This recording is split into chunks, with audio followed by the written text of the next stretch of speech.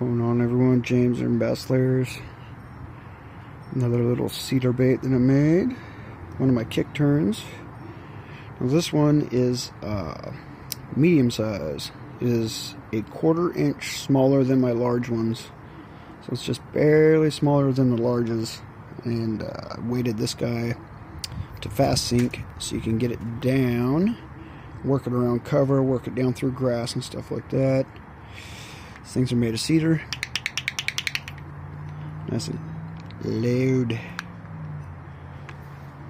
I was twisting all my hardware and making my own hardware, but now I just went to the screw eyes. It's a lot easier, saves me a lot of time. I think they look better in the long run. So pretty cool looking colors. Tried to go with like a bone shad type color. I don't even know what I'm doing here. Pretty cool little bait though. Check this guy out soon, y'all. See if I can catch some fish on it.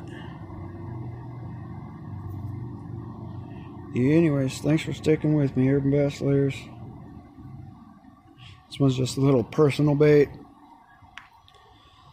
And yeah, I got a bunch of stuff coming down the line if you guys are interested.